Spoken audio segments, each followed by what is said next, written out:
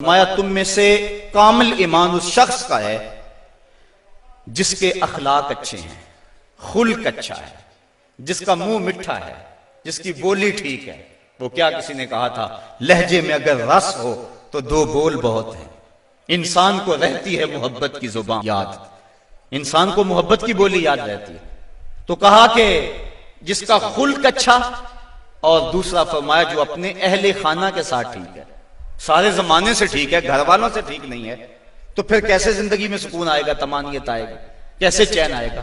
تو تم میں سے بہتر وہ ہے جو اپنے گھر والوں کے ساتھ بہتر ہے۔ تو یہ حکم دیا گیا کہ وہ اچھے انداز کے ساتھ اپنی بیوی کے ساتھ حسن سلوک کرے، اس کو جو ہے وہ مکروہ نہ جانے، اور اس کو برا نہ کہے، اس کو گالی نہ دے۔ دوسری طرف عورت کو کہا الرجال قوامون علی النساء، مرد عورتوں پر قوام ہیں۔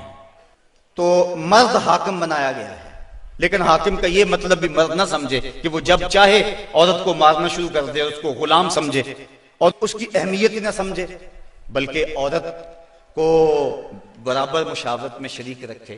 میاں بیوی کے اندر باہم شکر رنجی ہو سکتی ہے، تو اس کے اندر جو ہے ایک فریق ناراض ہو گیا تو دوسرا راضی کر لے، دوسرا ناراض ہو گیا تو پہلا راضی کر لے۔ کس قدر گھر میں حسن آ جائے گا، جب گھر حسین ہوگا تو سارا معاشرہ حسین ہو جائے گا۔ لیکن اگر یہ جو بنیادی اکائی ہے اس میں حسن نہ ہوا تو باقی حسن کیسے ہو سکتا ہے؟ تو حاکم ہے مرد، اور جس طرح عورت کے کچھ حقوق ہیں، مرد کے بھی کچھ حقوق ہیں۔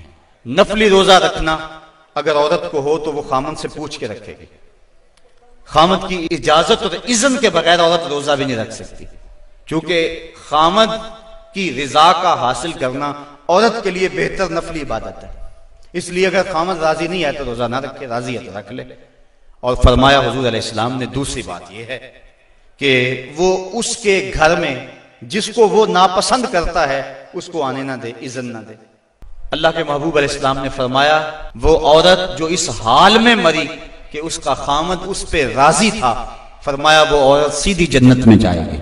تو عورت کی جنت مرد ہے، اگر وہ مرد کو راضی کر دے گی تو جنت کی راہوں کی مسافر ہے، اور اگر وہ اپنے شوہر کو راضی نہیں کر پاتی تو اللہ کے محبوب علیہ السلام نے فرمایا میں نے کثرت کے ساتھ عورتوں کو دوزخ میں دیکھا ہے۔ عرض کی حضور کس وجہ سے؟ فرمایا ایک تو کثرت سے لعنت کرنے والی ہوتی ہیں، اور دوسرا خامد کی ناشکری کرنے والی ہوتی ہیں۔ یہ دو بد خصلتیں عورت میں ایسی ہیں جو عورت کو جہنم کا ایندھن بنا دیتی ہیں۔ ورنہ عورت جو اپنے خامد اور شوہر کے ساتھ وفا کرتی ہے، کسی بزرگ نے کہا کہ عورت نے دو بول بولے کہ میں تیری ہوں، پھر زمانہ بدل گیا وہ نہ بدلی، اس نے وفا کی حد کر دی۔ تو وہ بزرگ کہتے ہیں جس طرح عورت نے وفا کی حد کر دی، اگر بندہ اپنے رب سے حد کر دے یوں وفا کی تو اللہ کتنا کرم اس کے اوپر فرمائے۔ اب عورت دکھ بھی سہتی ہے، تکلیفیں بھی سہتی ہے، لیکن اپنے اس قول سے نہیں پھرتی، بدلتی نہیں ہے۔ اس کی آرزو یہ ہوتی ہے اس گھر میں سرخ جوڑا پہن کے آئی تھی، سفید لباس لے کر نکلوں اس گھر سے، یہ اس کی آرزو ہوتی ہے۔ اور کسی عورت کی یہ خوش قسمتی ہے۔ تو عورت اگر اپنے خامن کو راضی رکھتی ہے تو وہ جنت کی مسافرہ ہے۔ آقا کریم نے جو آخری وصیت اپنی امت کو کی، فرمایا لوگوں میں تمہیں دو چیزوں کی وصیت کرتا ہوں، ایک الصلاۃ الصلاۃ، نماز نماز، یعنی نماز کو نہ چھوڑنا، اور دوسری وصیت یہ تھی کہ میں دو کمزوروں کے بارے میں تمہیں اللہ سے ڈراتا ہوں، ایک غلام اور دوسری تمہاری بیویاں۔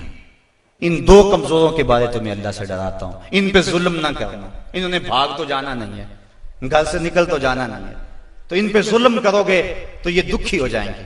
تو آقا کریم علیہ السلام نے فرمایا ان دو کمزوروں کے بارے میں تمہیں اللہ سے ڈراتا ہوں۔ تو صاحبو، میرے اور آپ کے آقا و مولا حضور نبی رحمت صلی اللہ علیہ وآلہ وسلم نے یہی ہمیں وصیتیں کی، عورتوں کے ساتھ اس نے سلوک کرنے کا، اور عورتوں کو حکم دیا کہ تم اپنے خامند کے ساتھ اس نے سلوک کرو، بلکہ فرمایا کہ اگر اللہ کے علاوہ کسی کو سجدہ جائز ہوتا تو میں بیوی کو حکم دیتا کہ وہ اپنے خامند کو سجدہ کیا کرے۔